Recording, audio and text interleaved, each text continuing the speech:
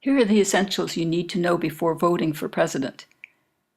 Our president and cabinet are our team that governs federal decisions on laws generated in the Senate and the House of Representatives. The team includes the president and his advisors, who are the heads of national agencies. Every aspect of life in the U.S. is covered, for example, education, commerce, defense, transportation, and the Attorney General. Our Attorney General, Loretta Lynch, is the chief legal officer of the states and Puerto Rico, the Virgin Islands, Guam, Northern Mariana Islands, and American Samoa. Our Secretary of Commerce, Penny Pritzker, protects human businesses and industries.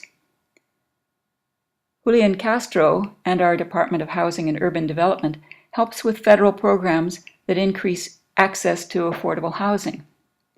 Jay Johnson is Secretary of the Department of Homeland Security, protecting America from terrorists and disasters.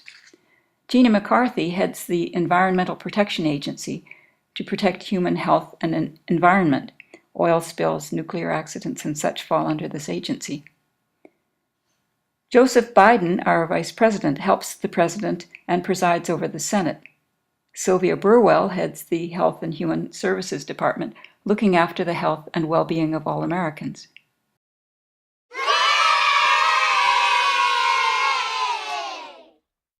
As Americans, we're a nation of immigrants, combining our talents for the good of all.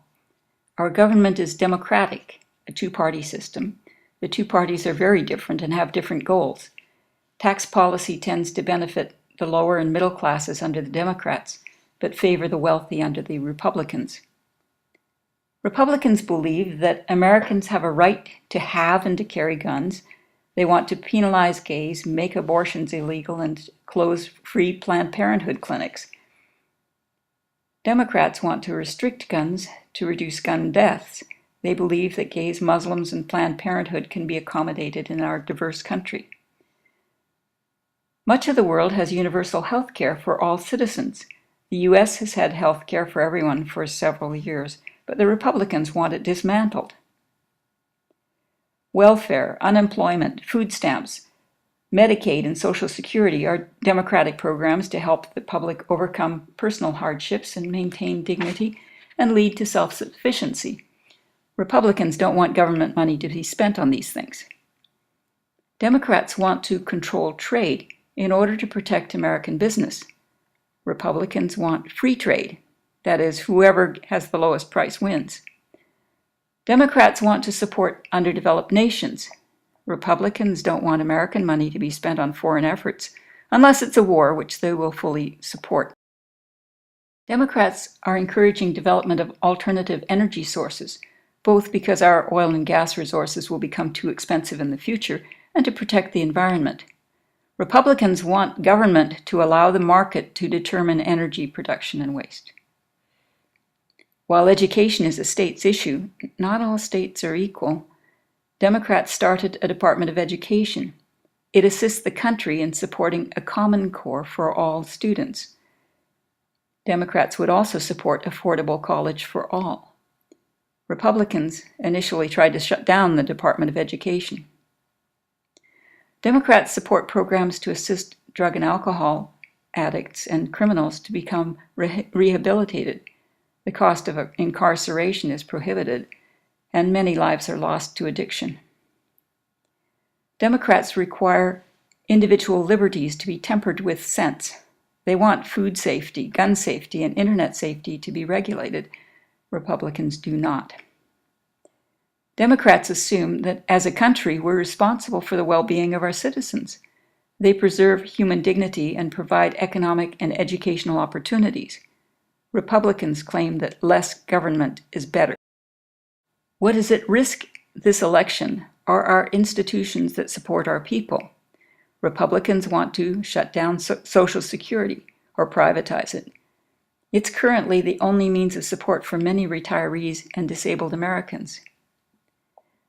Affordable health care for all is the law of the land, as it is across much of the world.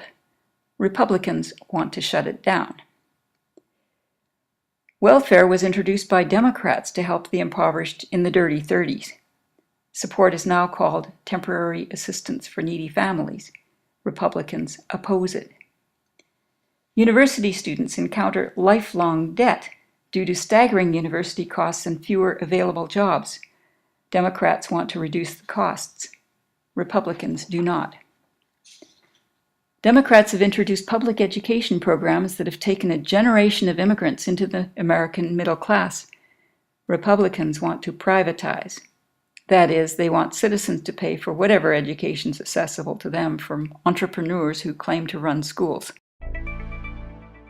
Who should we vote for in November? We're the ones who will decide. Who's more qualified to govern? Legal training and diverse experience in governance are essential. One candidate is well qualified, the other is not.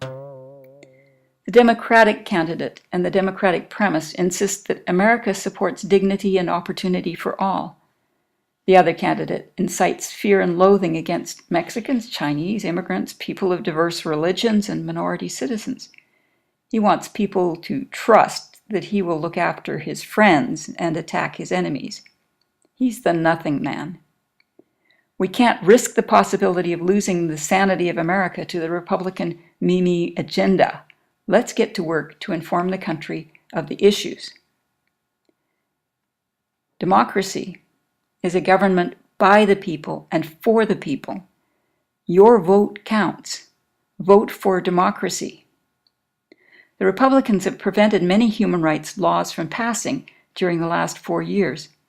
Take control of the Senate and the House of Representatives away from the Republicans. Vote Democrat.